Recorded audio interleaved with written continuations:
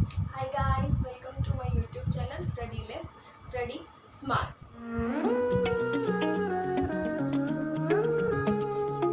Now we are going to study the fundamentals. Now first step in fundamental would be the act which has provided the rules regarding the partnership. So that act is Indian Partnership Act 1932. So you have to remember this year.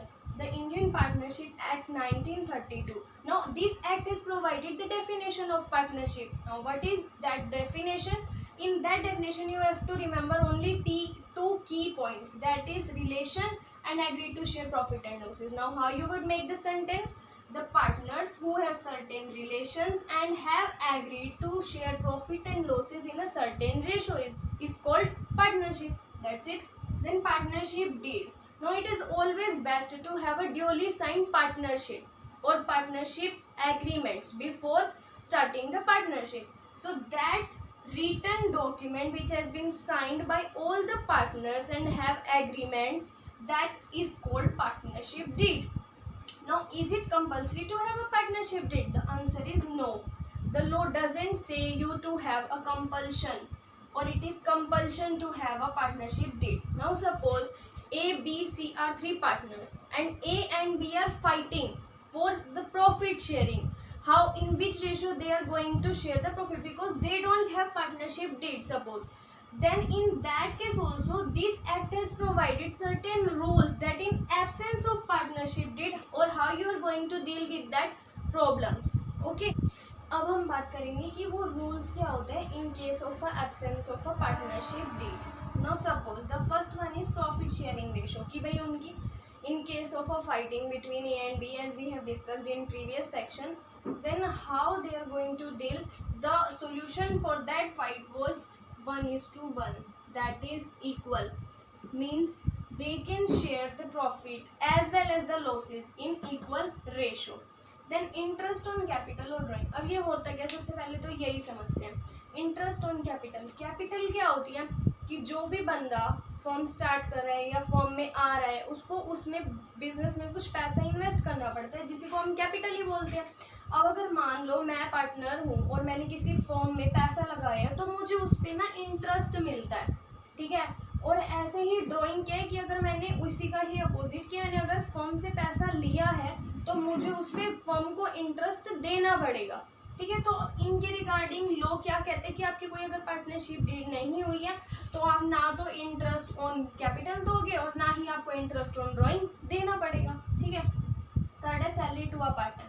अब इसमें भी वो कहते हैं no, कि मतलब अपने आप डील देखो क्या करना है, कि तुमने पार्टनरशिप डीड नहीं बनाई हुई तो लो इसके रिगार्डिंग कुछ नहीं बोलता कि भाई आप सैलरी देनी है नहीं देनी, it's up to you. Then interest on loan. अब इसके रिगार्डिंग बोलते हैं कि मान लो कि अगर किसी भी बंदे ने फर्म को लोन दिया है, पार्टनर ने लोन दिया है, तो लोन पे इंटरेस्ट हमेशा लगता है 6% का. Then admission of a new partner. अब न्यू पार्टनर को एडमिट करना है या नहीं वो आप आपस में ही सारे पार्टनर्स म्यूचुअली एग्री करके किसी भी पार्टनर को एडमिट कर सकते हैं अपनी फर्म में. अब रूल्स पढ़ेंगे हम रिगार्डिंग इंटरेस्ट ऑन कैपिटल कि जो पार्टनर ने कैपिटल इन्वेस्ट किया फर्म में हम उसको इंटरेस्ट किस तरीके से देंगे. जैसे कि फर्स्ट है कैपिटल जितने उसने इन्वेस्ट किया, उसका सिंपल सा बहुत सिंपल फॉर्मूला है. दूसरा है कि किस रेट पे आप उसको इंटरेस्ट दे रहे हो, जैसे कि 8% पे 9% पे वो सब कुछ मेंशन होगा और कितने मंथ्स के लिए दे रहे हो, ठीक है. अब उसके बाद है कि अभी ना इससे रिलेटेड कुछ रूल्स हैं जो आपको हमेशा माइंड में रखने पड़ेंगे ये फॉर्मूला कैलकुलेट करते टाइम. फर्स्ट रूल है अगर पार्टनरशिप डीड नहीं है यानी कि साइलेंट है कि आपको इंटरेस्ट ऑन कैपिटल देना है या नहीं देना तो आप कुछ भी नहीं दोगे, ठीक है. इंटरेस्ट ऑन कैपिटल देना ही नहीं है और अगर देना होगा तो पार्टनरशिप डीड में मेंशन होगा कि 8% दो या 9% दो. इन केस ऑफ अ लॉस के केस में आप इंटरेस्ट ऑन कैपिटल नहीं दोगे, एप्रोप्रिएशन करते हैं वो हम बाद में सीखेंगे, ठीक है. उसके बाद है इंटरेस्ट ऑन कैपिटल. याद रखना हमेशा ओपनिंग कैपिटल पर ही दिया जाता है सिर्फ, ना कि कोई और कैपिटल पे, क्लोजिंग पे तो बिल्कुल भी नहीं. उसके बाद एडिशनल कैपिटल.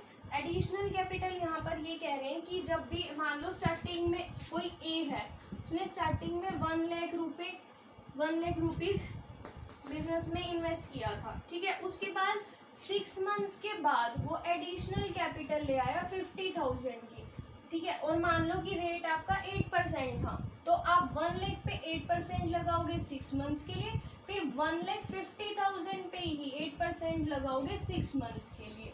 ठीक है, तो एडिशनल कैपिटल आप इन्वॉल्व करते हो इंटरेस्ट ऑन कैपिटल निकालते टाइम। और लास्ट पॉइंट है कि ओपनिंग कैपिटल, सपोज कभी कभी क्वेश्चंस में आपको कह देंगे क्लोजिंग कैपिटल दे देंगे और आपको ओपनिंग निकालनी है, तो ना सिंपल सा फॉर्मूला, क्लोजिंग कैपिटल सबसे पहली बात तो आती कैसे, ओपनिंग कैपिटल में जब भी आप उसको जो प्रॉफिट मिला है वो ऐड करोगे, जो वो एडिशनल कैपिटल आया था वो ऐड करोगे, और जो ड्राइंग लेके गया था उसको माइनस करेंगे। लेकिन अब यहाँ पर आप उल्टा कर रहे हो कि ओपनिंग निकाल रहे हो क्लोजिंग से, तो ट्रीटमेंट भी अपोजिट करेंगे कि ड्राइंग को ऐड, प्रॉफिट को माइनस और एडिशनल कैपिटल को भी माइनस। अब हम बात करेंगे इंटरेस्ट ऑन ड्राइंग के रूल्स के रिगार्डिंग। अब इंटरेस्ट ऑन ड्राइंग्स पे मतलब जो हम लगाते हैं इंटरेस्ट, तो वो दो तरीके से लगता है, एक तो होता है सिंपल और एक होता है प्रोडक्ट। अब क्वेश्चन के एग्जाम मतलब पॉइंट ऑफ व्यू से आप पूछो तो प्रोडक्ट मेथड ज़्यादा इंपॉर्टेंट है, बट आपको सिंपल भी आना चाहिए। अब सिंपल का फॉर्मूला भाई ये कि कितने अमाउंट से आपने ड्राइंग की है उसका रेट डिवाइड बाई 100 इंटू कितने मंथ्स तक की है। ठीक है, अब उसके बाद इसके रूल्स क्या है, देखो अगर पार्टनरशिप डीड साइलेंट है तो आपको इंटरेस्ट ऑन ड्राइंग्स देना ही नहीं है, ये हमें अब तक तो समझ आ जाना चाहिए। अब मान लो पर्टिकुलर डेट आपको क्वेश्चन में गिवन है तो आप उस डेट के हिसाब से करोगे। जैसे कि मान लो आपको दिसंबर गिवन है कि 31 दिसंबर, तो अब इससे मार्च तक कितना टाइम पीरियड हुआ, जनवरी फरवरी मार्च, यानी 3 मंथ्स के अकॉर्डिंग आप इंटरेस्ट ऑन ड्राइंग्स दोगे। ठीक है, उसके बाद क्या है, डेट इज नॉट गिवन। अब क्वेश्चन में डेट नहीं दी तो आप एवरेज 6 मंथ्स के अकॉर्डिंग लगा दोगे। उसके बाद मान लो जैसे कई बार क्वेश्चन में क्या होता है कि सिंपल 8% गिवन है, ऐसे नहीं लिखा हुआ कि 8% पर एनम देना था, यानी per annum word is not given, तब आप उस केस में क्या करोगे, मंथ को कैलकुलेट ही मत करो, जो भी अमाउंट है सीधा उसी पे ही जो आपको परसेंटेज दे रखी है वही निकाल दो, मंथ्स को इन्वॉल्व ही मत करो। जब वही हमें टाइम नहीं दे रहे तो हमें क्या जरूरत है कि हम मंथ्स को इन्वॉल्व करेंगे। उसके बाद अगर क्वेश्चन में ऐसे लिखा हो कि अमाउंट ड्यूरिंग द ईयर मान लो 1000 रुपीज़ थी, तो उस केस में हम क्या करेंगे, 6 मंथ्स का ही इंटरेस्ट निकालेंगे। ठीक है, अब हम सीखेंगे इंटरेस्ट ऑन ड्राइंग निकालने में प्रोडक्ट मेथड। अब प्रोडक्ट मेथड के लिए भी आपको एक कॉमन फॉर्मूला याद रखना है, वो है टोटल ड्राइंग्स। अब ध्यान रखना, पहले जब हमने सिंपल मेथड सीखा था तो हमने सीखा था अमाउंट ऑफ ड्राइंग, यहाँ पर है टोटल ड्राइंग, दोनों के बीच में फ़र्क समझना। उसके बाद सेकंड वही rate by 100, average period into 1/12 लगाना जरूरी है। अब बात आती है ये टोटल ड्राइंग और ये एवरेज पीरियड क्या है। टोटल ड्राइंग क्या होगी, जैसे आपको क्वेश्चन में जैसे केस कुछ भी दिए हो सकते हैं, मैंने अभी 2 केसेस लिए हैं, इनकी हेल्प से आप कोई भी बना सकते हो। केस 1 है जैसे बिगनिंग ऑफ एवरी मंथ, अब यहाँ मतलब हर मंथ की बिगनिंग में आप ड्राइंग कर रहे हो, तो आपको पता है कि 12 मंथ्स होंगे और हर मंथ की बिगनिंग में कर रहे हो, तो टोटल ड्राइंग कैसे आ जाएगी आपकी, टोटल ड्राइंग कैसे आएगी, जो भी अमाउंट आप विड्रॉ कर रहे हो 12 से उसको मल्टीप्लाई करोगे तो आपकी टोटल ड्राइंग आ जाएगी। ठीक है, अब बात करते हैं एवरेज पीरियड की। एवरेज पीरियड कैसे निकालेंगे, एवरेज पीरियड का सिंपल फॉर्मूला है कि जब आपने फर्स्ट ड्राइंग की थी उसके बाद कितना टाइम बचा था, फिर सेकेंड ड्राइंग जब आपने की तब कितना टाइम बचा था, डिवाइड बाई 2। नहीं आया समझ, अभी समझते हैं। देखो केस 1 लेते हैं। सबसे पहले हमने कहा कि वो बंदा बिगनिंग ऑफ एवरी मंथ में विड्रॉ कर रहा था ड्राइंग, हर महीने स्टार्टिंग में कर रहा था। फर्स्ट मंथ क्या होता, 1 अप्रैल। ठीक है, अब हमने क्या लिखा है, time left after first month. अब फर्स्ट अगर उसने ड्राइंग करी होगी 1 अप्रैल को, तो अब कितना टाइम रह गया होगा, पूरे के पूरे 12 मंथ्स। ठीक है, अब सेकेंड ड्राइंग यानी लास्ट ड्राइंग, यहाँ पर लास्ट ड्राइंग के बाद कितने मंथ रह गए थे, लास्ट ड्राइंग उसने जाकर की होगी मार्च में, 1 मार्च को। ठीक है, अब मार्च के बाद मतलब पीरियड एक फाइनेंशियल ईयर एंड होने तक कितने मंथ रह गए होंगे, 1 मंथ। दोनों का टोटल किया 13 डिवाइड बाई 2 किया, यानी 6.5 आ गई हमारी एवरेज। अब फॉर्मूला क्या बनेगा कि जो भी अमाउंट है उसको 12 से मल्टीप्लाई करोगे तो टोटल ड्राइंग, रेट गिवन होगा, एवरेज पीरियड आपने निकाल लिया 1/12 और आंसर आ जाएगा। अब केस 2 देख लेते हैं कि अगर आपको एंड में कह देते कि हर महीने के एंड में निकाल रहा है, तो आप सिर्फ फर्स्ट और लास्ट मंथ देखो, बीच के हमें देखना ही नहीं है। फर्स्ट मंथ के मतलब पहले ड्राइंग वो कब करता, 30 अप्रैल को, क्योंकि हमने बोला एंड में करेगा। तो 30 अप्रैल के बाद कितने मंथ रह जाते 11, समझ आ रहा है, क्योंकि अप्रैल तो आधा चला गया ना हमारा। अब एंड में सबसे आखिरी वो क्या करता, 31 मार्च को करता। 31 मार्च के बाद क्या कोई मंथ रह जाते, नहीं, तो हमने 0 लगाया। दोनों का टोटल क्या हुआ 11, उसको 2 से डिवाइड किया, 5.5 क्या आ गया हमारा एवरेज। तो यहाँ पर भी टोटल ड्राइंग के लिए लेकिन हम 12 इंटू अमाउंट करेंगे। अब आप किसी भी पॉइंट का एवरेज पीरियड निकाल सकते हो सिर्फ सिंपल सा ये फॉर्मूला लगा के, और ये जरा सा बना के। बीच के मंथ आपको देखना ही नहीं, आपको फर्स्ट ड्राइंग देखनी है और जस्ट लास्ट ड्राइंग देखनी है। अगर यही क्वेश्चन क्वार्टरली होता तो बस टोटल ड्राइंग में इंटू 4 हो जाता, क्योंकि 4 क्वार्टर्स होते एक साल में, और बाकी का प्रोसेस एवरेज पीरियड निकालने का सेम रहता। ठीक है, अब हम बात करेंगे P&L एप्रोप्रिएशन अकाउंट की। अब आप एक बात बताओ, हमने लास्ट टाइम पढ़ा था P&L, ये एप्रोप्रिएशन क्या है? इसका मतलब होता है डिस्ट्रीब्यूट करना। और आपको पता है जो भी प्रॉफिट आएगा फर्म का वो पार्टनर्स आपस में डिस्ट्रीब्यूट करेंगे। तो उस डिस्ट्रीब्यूशन को शो करने के लिए हम एक अलग से अकाउंट बनाते हैं जिसका नाम हम रख देते हैं P&L एप्रोप्रिएशन अकाउंट। ठीक है, अब देखो इसमें ना इससे ऊपर आइटम एक भी नहीं आएगी। देखो जैसे अब हम सीखेंगे, सबसे पहले तो देखो ये होती है डेबिट साइड, ये होती है क्रेडिट साइड। आपको पता है फर्म के एक्सपेंसेस डेबिट होते हैं, फर्म की इनकम क्रेडिट होते हैं, बस इसी रूल को याद रखते हुए अब जो फर्म इंटरेस्ट ऑन कैपिटल देगी पार्टनर्स को तो वो उसके लिए एक्सपेंस होगा, इसलिए उसने कहाँ रखा डेबिट में। अब देखो इंटरेस्ट ऑन कैपिटल निकालना आपने सीख लिया, बस निकालो, अमाउंट डालो, उसके बाद सैलरी अमाउंट डालो, कमीशन अमाउंट डालो, रिजर्व्स सीखेंगे आगे, वो आपको यहाँ पर डालना है। उसके बाद अब देखो सबसे पहला आपको ना एक प्रोसेस से चलना है। सबसे पहला स्टेप आप क्या करोगे, P&L का जो भी बैलेंस आपको क्वेश्चन में गिवन होगा, जो P&L से आया होगा वो आप यहाँ पर लिखोगे। लेकिन कभी कभी क्या होगा कि P&L का अमाउंट के साथ साथ आपको लोन की एडजस्टमेंट दे देंगे। तो आपको क्या करना है, पहले जो इंटरेस्ट ऑन लोन था ना, जो हमने सीखा था 6% के हिसाब से हम निकालते हैं, उसको प्रॉफिट में से माइनस करेंगे तो नेट प्रॉफिट का अमाउंट यहाँ पर आएगा। उसके बाद आप इंटरेस्ट डालो, सैलरी डालो, कमीशन डालो, रिजर्व्स डालो। और अगर इंटरेस्ट ऑन ड्राइंग देना है आपको, लेना है मतलब पार्टनर से, तो आप वो यहाँ पर लिखोगे। अब वो यहाँ पर क्यों आ रहा है, क्योंकि वो फर्म की एक इनकम होगी, इसीलिए हम इंटरेस्ट ऑन ड्राइंग को क्रेडिट साइड दिखाते हैं। इधर का टोटल इधर का टोटल माइनस करोगे, इधर साइड बैलेंस आएगा डिविजिबल प्रॉफिट, इधर साइड बैलेंस आएगा डिविजिबल लॉस। उसको ए और बी की जो भी पर्टिकुलर रेशो की बनोगी उसमें डिस्ट्रीब्यूट कर देंगे। बस इतना सा काम करना है एप्रोप्रिएशन में।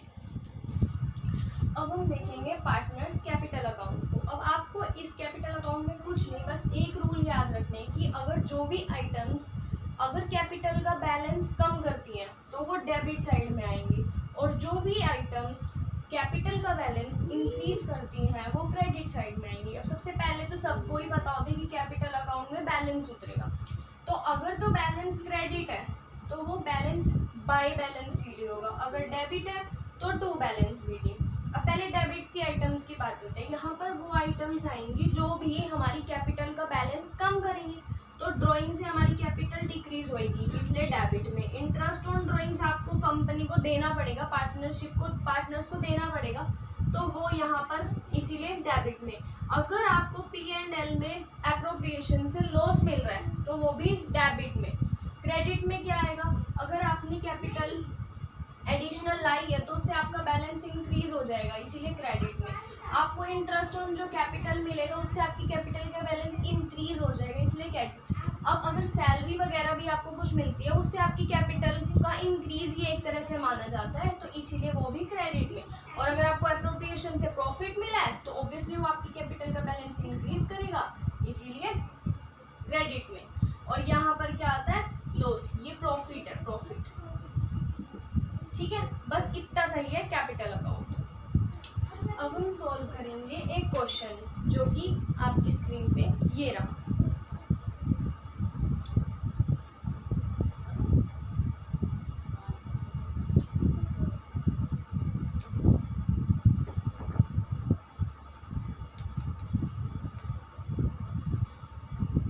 आई होप आपने क्वेश्चन रीड कर लिया होगा।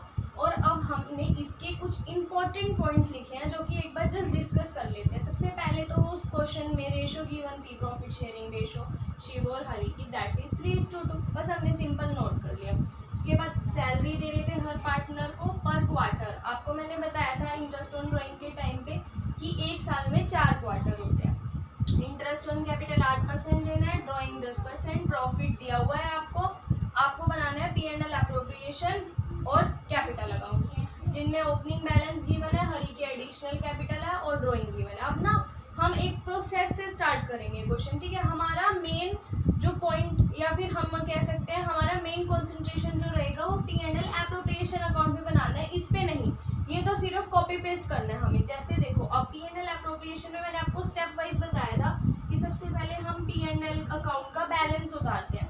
हमने 196 उतार दिया। मैंने उसमें आपको एक पॉइंट बताया था कि अगर इंटरेस्ट ऑन लोन गिवन है तो वो यहाँ पर डिडक्ट हो जाता, बट क्वेश्चन में नहीं गिवन तो हमने सीधा 1,96,000 लिख दिया।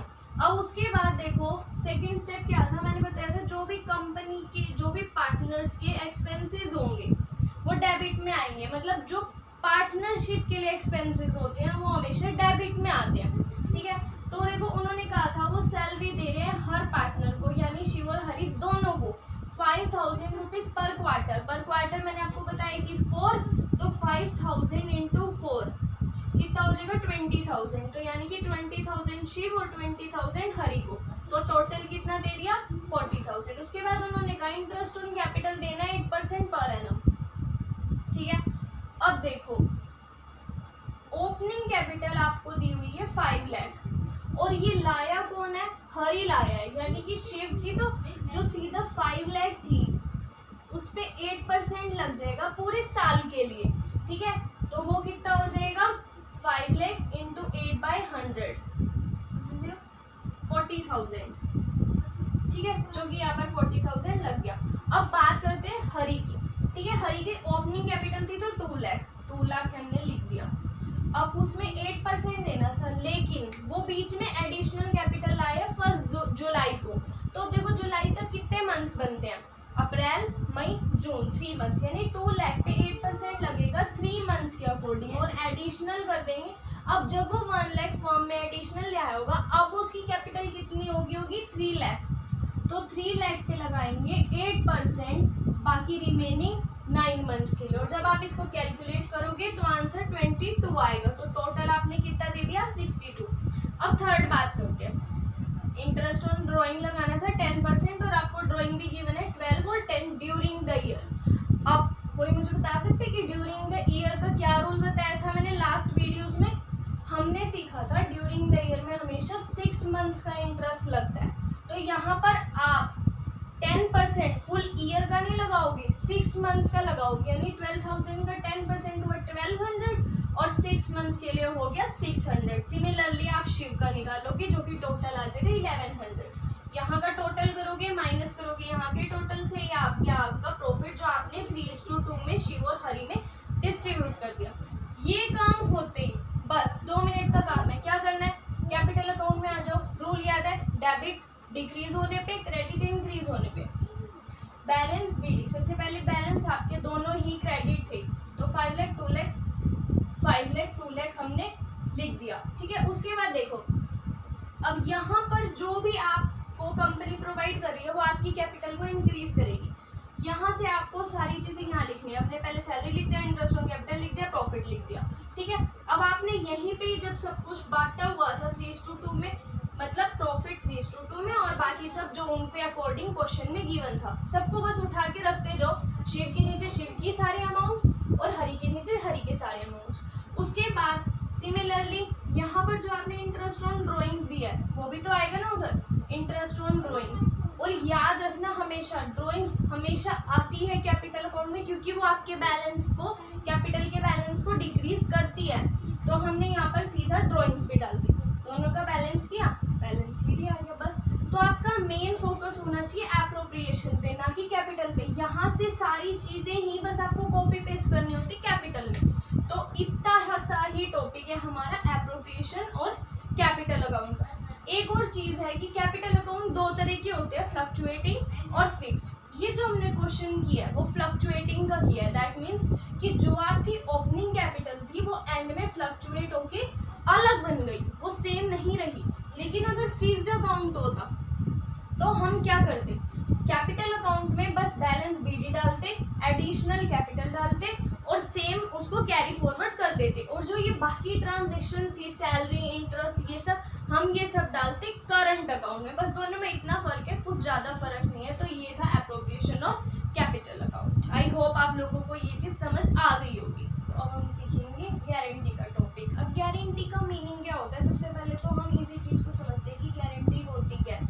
अब ये इसमें क्या होता है, जैसे कि कोई भी गारंटी देगा, या तो पार्टनर देगा फर्म को कि मेरी वजह से फर्म को इतना तो प्रॉफिट होगा ही होगा, या फिर फर्म देगी पार्टनर को कि आप हमारे बिजनेस में आ जाओ, हम आपको इतनी मिनिमम मतलब हम गारंटी देते हैं कि इतनी तो आपको अर्निंग या फिर हम इतना शेयर तो आपको प्रॉफिट का दे ही देंगे।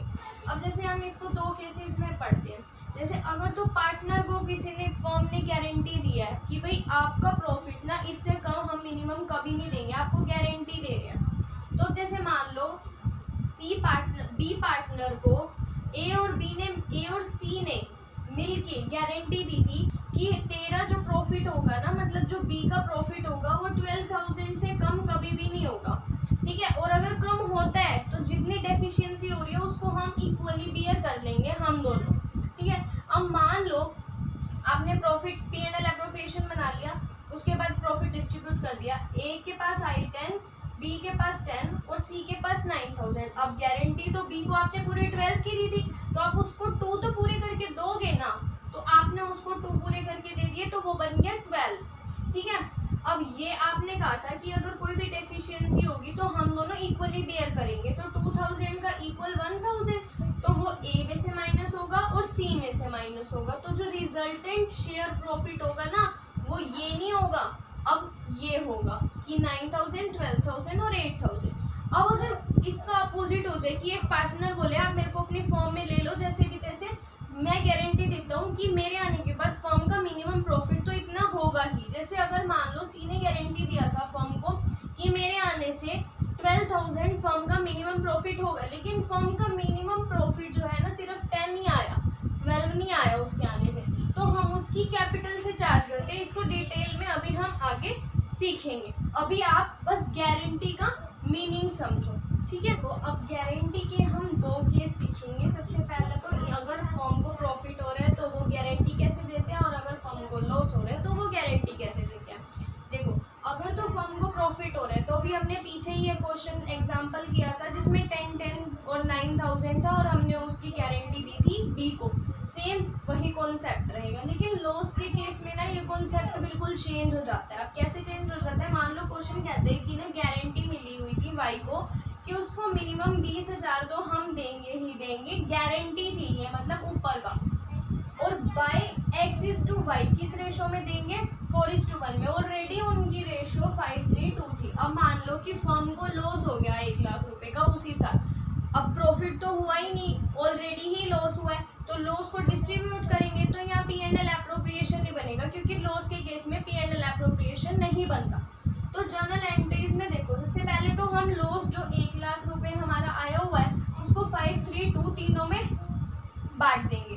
बांट दिया 50, 30 और 20। देखो लेकिन वाई को तो हमने गारंटी दी हुई थी ना कि गारंटी तो तेरे को 20,000 देंगे ही देंगे। तो देखो टोटल डेफिशिएंसी कैसे पता करते हैं कि हमारे कितने पैसों की कमी चल रही है। बेशक उनके पास एक्स और वाई के पास लॉस हो, बट उन्होंने गारंटी दी है तो उन्हें वाई को तो पेमेंट करनी ही पड़ेगी। लेकिन अब टोटल पेमेंट कैसे करते हैं ना, यहाँ पर बहुत गलती करते हैं। क्या कि सीधा जो उसको एक्स्ट्रा देना था ना सिर्फ उसी को डिस्ट्रीब्यूट कर देते कि 20 को, जबकि ऐसा नहीं है। देखो वो ऑलरेडी उसका बैलेंस वाई का नेगेटिव है 30, मतलब नेगेटिव में गया हुआ है, तो तुम पहले उसको पॉजिटिव करोगे उसके बाद 20 गारंटी दोगे ना। तो इसका फॉर्मूला होता है एक सिंपल सा कि टोटल डेफिशिएंसी आप कैसे पता करते हो कि कितना लॉस हुआ है और आपने कितनी मिनिमम गारंटी उस बंदे को दी हुई है, उस पार्टनर को दी हुई है।